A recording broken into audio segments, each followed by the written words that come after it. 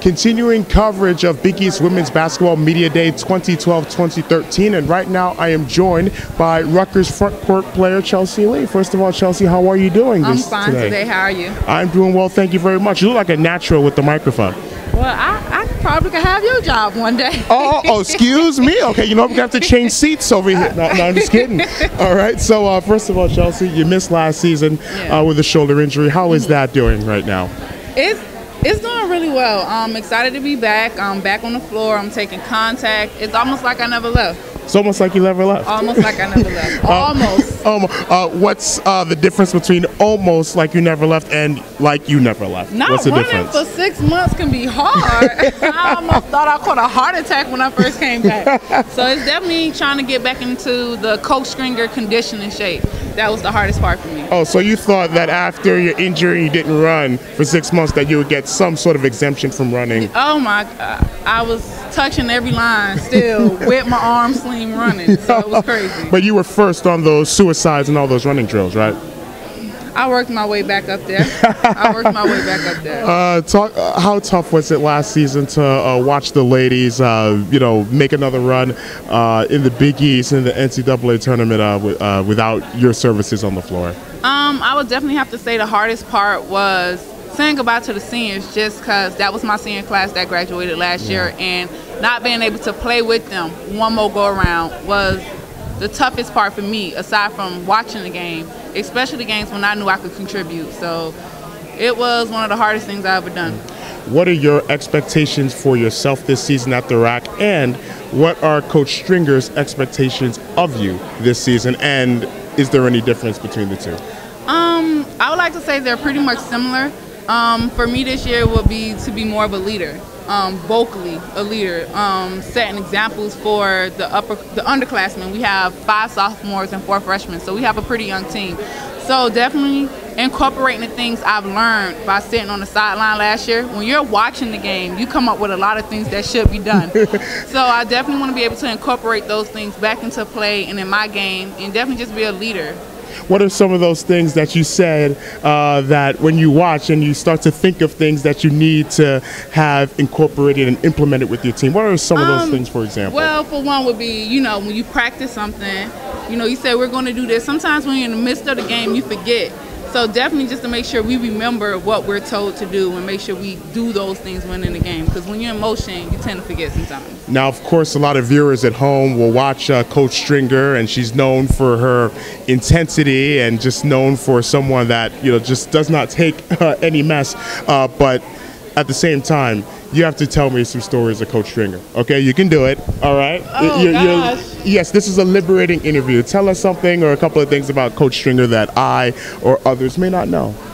Well, I can say now, hopefully, you won't get in trouble for it. This would be the best response. I can say that she's definitely a mother off the court. The smiling person you see is definitely her, but on the court, yeah, she's a coach. She's definitely a coach. There's going to be people out there watching going, hold on, Coach C. Vivian Stringer smiles? She smiles. Off the court, she thinks she's so funny. She cracks jokes all the time.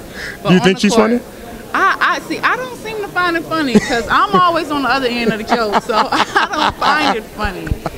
But she is definitely a coach once we step inside those lines. And speaking of Coach Stringer, just describe her. You mentioned how she's such a maternal figure. She's a mother.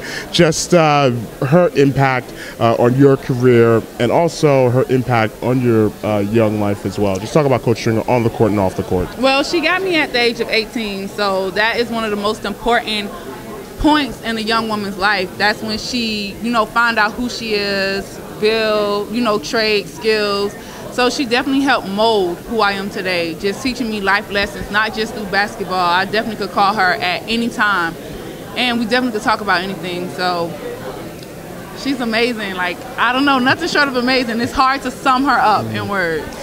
Talk about this season. What are your expectations for the team this year? Of course, Coach Stringer has just put the program to a different level with a lot of the success. Not only what are your expectations of the team, you're also a front court player. And, of course, with Rutgers, you think about Kia Vaughn, Tammy Sutton-Brown, just a lot of really good front court players for the Rutgers Scarlet Knights. So do you put any pressure on yourself knowing that some of the front court players in the past had done some great things for the program? Well, big with Rutgers, something big that Coach Stringer always teaches us is to honor those who came before you.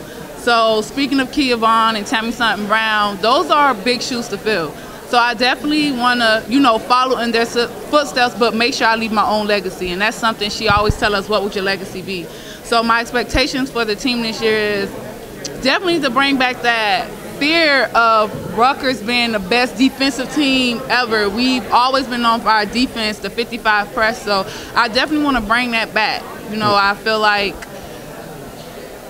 we just, for the past couple of years, I want to say since I've been here, we haven't, set some of the best examples. So I definitely want to make sure we bring back that defensive mind that Coach Stringer strives for. So, why do you think that might be the case the past couple of seasons where I guess the defensive either intensity or the reputation for the defense hasn't been what it was in the past? I just believe we definitely just need to buy into it, Sometimes we're known for getting better in the second half of the season.